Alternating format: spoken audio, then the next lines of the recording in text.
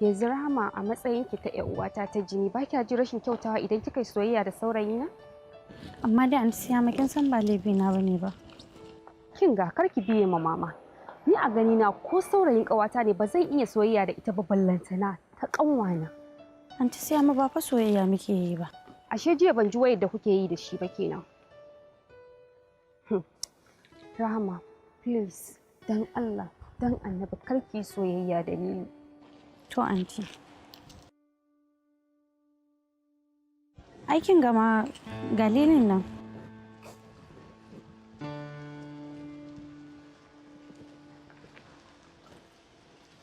Aikin gama ce.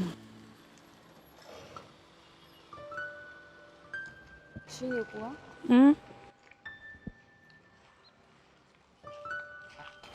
Siyama. Na kwana? Rahama ina za ku je? Sai haka tan ne za ta hau shi. Ku zo mu je soke kuma na. Ke mu je da Allah.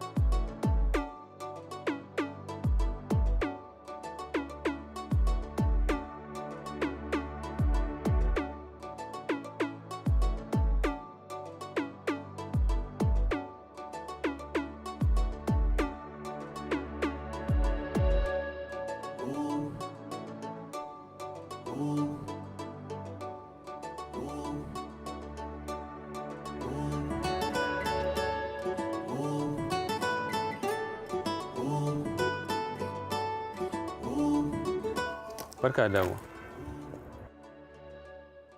Wai ma ina zaka je da wannan safiyar? Gidanku kuma gurinki.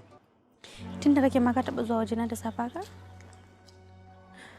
To yanzu dai ba ma wannan ba, zan wuce saboda ka anti Siyama kuskure ya sa ta dawo ta zo ta same ni a nan wajen. Ita Siyama in ta na tsaya da ni. Rahama, tafiya zaki?